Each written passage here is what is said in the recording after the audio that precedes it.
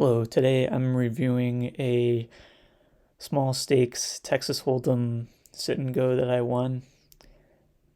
This was a 9 player tournament and every player paid a buy-in, and then the winner of the tournament received 50% of the prize pool.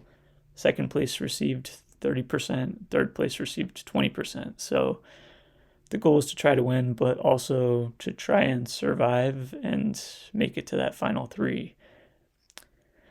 I will just say my very first tip for any poker game is before you even join the game is pick your games wisely. For me, I started playing play money and then free rolls and then small stakes and worked my way up to this level, and that would be my advice is make sure you have success at lower levels before, you know, moving up, and make sure you're confident in your skills. And the other thing I would say is to make sure that your bankroll is large enough that you can withstand the variances of this game. Generally, I don't play a game unless it's less than 2% of my poker bankroll. So, with all that being said, now I'm gonna talk about the players real quick. I felt like there were some players that were pretty loose in this game. This guy, JDG, Carney Prince, Randy S., I felt like we're all a little bit on the looser side, especially Carney Prince. And I felt like Loose Shooks and Devil Toro were maybe two of the more solid opponents in this game. I don't really have much to say about the other players. But for this tournament, I'm going to show all the hands that I played as well as any knockout hands. This first hand that I'm going to show is actually a knockout hand. I'm folding 2-3 offsuit under the gun, and basically we have two players that go to see a flop, which goes check, check, and then the action starts on the turn, and then they all get it in on the river. And the interesting thing about this hand is that Carney Prince had Queen Jack, so he actually checked back the flop with the nuts and just called the bet on the turn, which is something worth noting for later. Actually, there are a couple other hands later in the tournament where Carney slow plays a big hand, and that's going to come into play with some of my future decisions. But now we're down to 8. This is the first hand where I actually put chips in. I'm choosing to call. I could 3-bet, but I think this plays okay as a call. Unfortunately, I completely missed this flop, so I'm folding against the bets. I always go with the default of raising 2.25 times the big blind. The small blind calls, and this is a flop that I could bet or check. I think both are fine. And when he bets the river, I feel like I have to fold. When he calls my bet on the turn, he's either going to have a pair or a draw, and the 9 of spades is going to complete a lot of those draws. So I don't really think he's going to be bluffing too much, and I just have ace high. So clear fold for me. This is the next knockout hand. Basically, we have a raise and a 3-bet, and 4 people go to the flop, and then we have 3 players that kind of all get it all in here. Devil Tora, JDG, Carney Prince, and ultimately it's the Ace King that wins.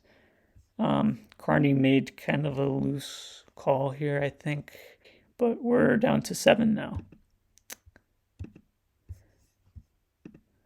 And now I'm on the button, same thing, 2.25.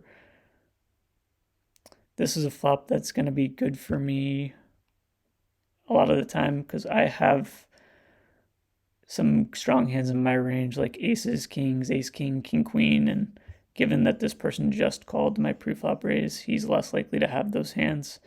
So I'm going to be betting this flop a lot of the time, and in this case I just take it down. We got another knockout here already. I haven't even played too many hands, but we get a raiser, a caller, and then these 2 players get it all in on the flop. and then Zitar had a pair of kings, and Randy S had a 3.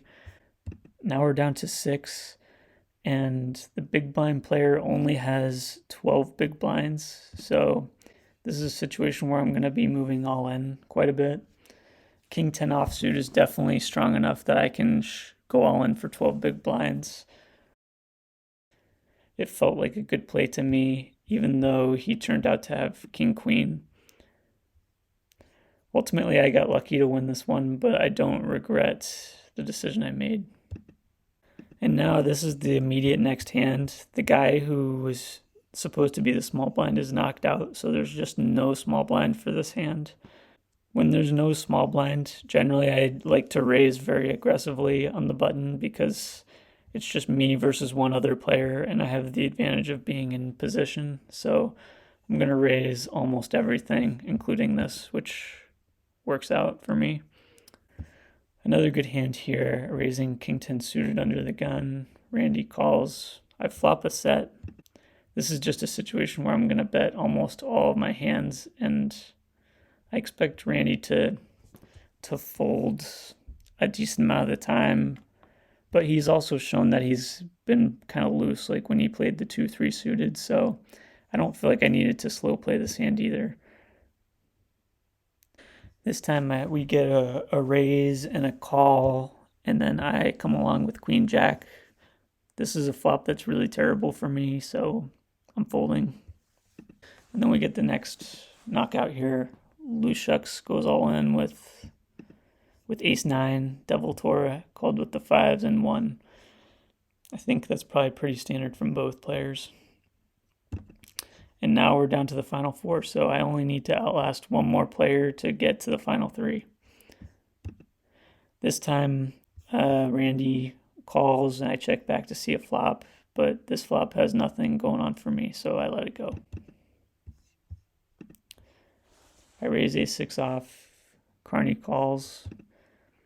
I'm not sure if I'm supposed to bet or check this. I think just with the fact that there's 4 players left, I chose to be more on the cautious side. And same thing on the turn. Ace high is going to be good a lot of the time, so I don't really need to bluff.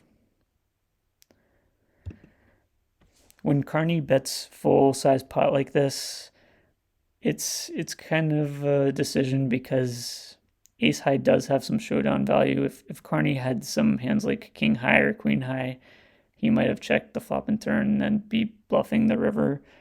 But I also remember from earlier that he did slow play the queen jack, and he also slow played a couple other hands throughout the tournament as well.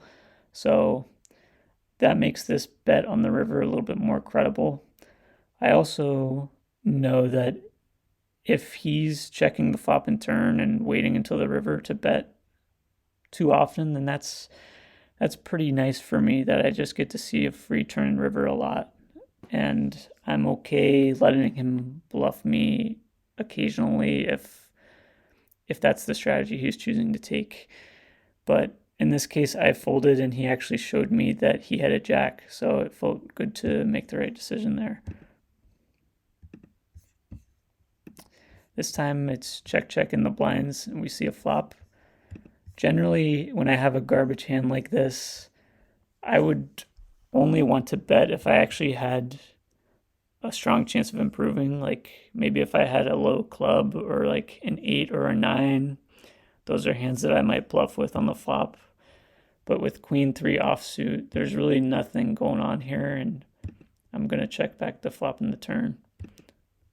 I feel like Randy could be like checking some hands that are even worse than me sometimes. That was just my gut feeling. So I chose to check it back and just be a little bit more cautious, and I got lucky that it ended up going to me this time. I will say I'm surprised that Randy didn't bluff this one, because he has like one of the worst hands possible. I raise with the king 7 and take it. And again, I raise with the ace jack and take it. This is an interesting one. I'm in the big blind. Devil Torah raises. I call. The flop gives me quite a bit. I've got a gut shot. I've got 3 hearts, and I've also got 2 overcards to the board. So I do have a lot of potential with this hand, but when Devil Tor makes a big bet like this, it's pretty hard for me to want to continue. I really don't want to put my life on the line when there's only 4 players left.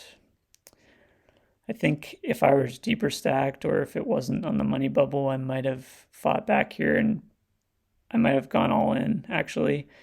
But the fact that we are on the bubble made me choose to play passive this time.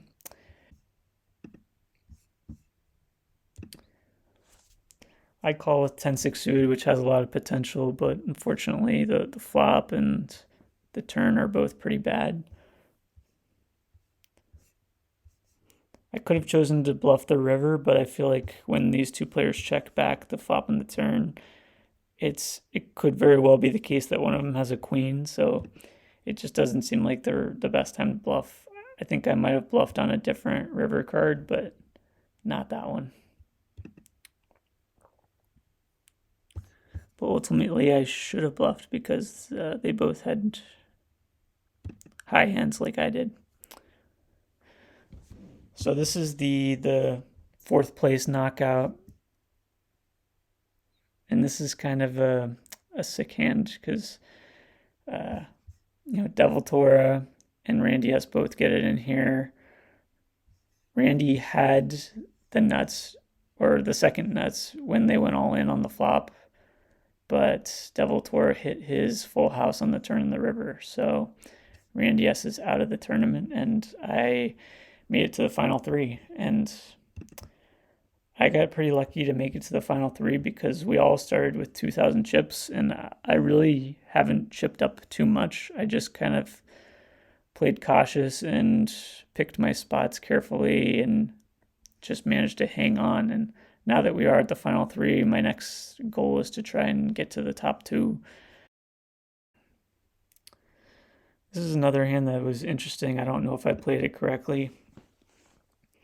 I chose to limp in with the ace-8 suited, hoping to kind of see a cheap flop, even though it's a good hand, and Devil Tora goes all in.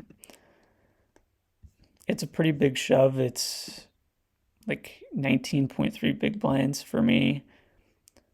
I think I did the right thing folding, but I'm not 100% sure. This is going to be a good hand for me. Carney raises, I go all in with ace-king. I only have 10 big blinds, so this is pretty standard. He calls with queen-jack, and I get lucky that my hand holds up. And this is where we get down to 2 players. I raise with king-queen suited. Carney Prince puts in a small 3-bet. So I just chose to call to see a flop. And I do have top pair, and he goes all in, and I just have to call. This guy's been active enough that I'm not folding top pair to... It turns out he was bluffing with a draw, and I held up. Interesting spot here. He 3-bets me. King-8 suited, I think it's pretty close. This might be a little bit of a tight fold by me, but I was just hoping that I could outplay him later in the game. But I kind of returned the favor in this hand. He puts in a raise, and this is a hand that I don't love calling with because it's just not that strong. But I do think it makes a good bluff hand. I want to be 3-betting with strong hands and also mix it up by 3-betting with some weak hands as well. And this is a good candidate because it is suited. So on the off chance that he calls, I might be able to flop, 1 or 2 hearts where I am able to make something happen or make some sort of move. Ultimately, he does just fold, so I take it down right there.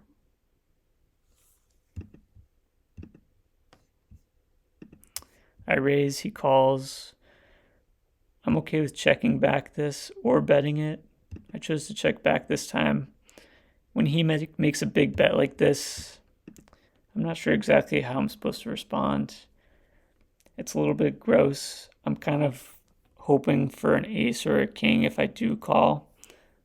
It's early in the match. I chose to give him some credit this time too.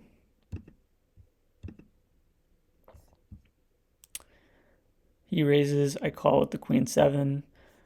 I'm going to just plan to check call with the queen 7. It's not strong enough to raise, but also definitely not something I'm folding. He bets again on the turn. And when he puts me all in on the river, this does raise some alarm bells. I don't love folding top pair when we're playing heads up, because when your heads up hand values, it doesn't take much to have the best hand. But I also realize that there are a lot of better queens that he could have: queen 8, queen jack, king queen, ace queen, or anything else tricky like two pair, straights, etc. So even though he could be, pushing me around, I felt like he has enough good hands that I should be folding this one. And now that I am down to 15 big blinds, I am going to be in kind of a shove or fold strategy, which is what I did here, but he lets me have it. There are charts that you can find online that show which hands you're supposed to go all in with or call an all in with when you're heads up, just as an FYI. He puts me all in, and queen jack suited is good enough to call 14 big blinds. And I get lucky that I end up winning against ace 5. And now I am back in the 5,000s. And this time I raise and he shoves again.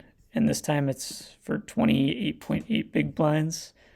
It's a pretty big shove, and I don't love my hand when he shoves for so much, but I think he's just been playing so aggressively in this heads-up match and earlier in the tournament that I have to kind of take a stand here and go with it. And ultimately, he has a pair of threes, so I think I made the right call, and I got lucky to win it this time. Now that Devil Torah is down to 33 big blinds, I'm going to be limping a lot. Generally, when they're like in the 20 to 35 big blind range, I think you can start limping.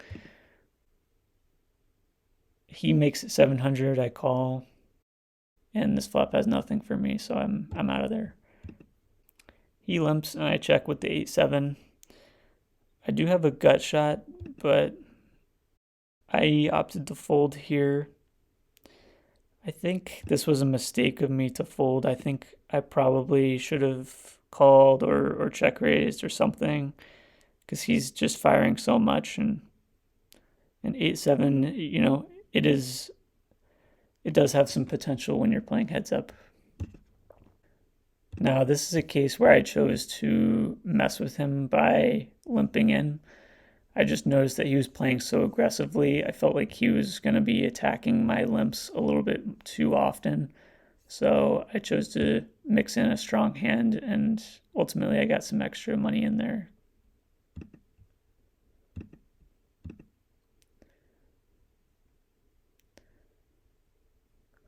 We see a flop. I don't really have anything, so I give that one up too. I limp again. He raises, and this isn't strong enough for me to want to continue. I choose to raise with the ace-9 off, and I take it down. I call 10-9. Not really enough for me to want to stick around. I have the gut shot for the queen, but that's really the only thing I can hope for. He raises. I choose to 3-bet again, kind of as a bluff. Same reasons as before with the 9-2 of hearts, and it works again. I'm not sure why I raised that time, but it worked. I limp, and this is, a good hand for me, but this shove is a little bit too much for me to call, so I'm folding this one.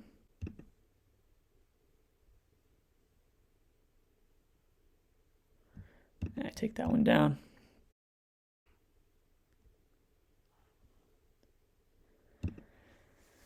And now when he limps in, I'm going to be checking a lot of the time just because I expect him to have some stronger hands than me. I also think he's playing aggressively, so I'm going to be slow playing and trying to trap him. So I check call the flop, and then I check call the turn with my top pair. And I don't love to see the ace of spades on the river, but I ultimately decided to call again just because of how aggressive he's been playing. And ultimately it was right this time, and he was bluffing with a gut shot. And this is the final hand of the tournament. Devil Torah has 15 big blinds, and King 5 suited is actually good enough to just shove. He does call with a better hand with the ace jack, but I get lucky to hit the 5. And there you have it. That's how you win a sit and go for Texas Hold'em. I hope you enjoyed this video and hope that you like, comment, or subscribe. Thanks for watching.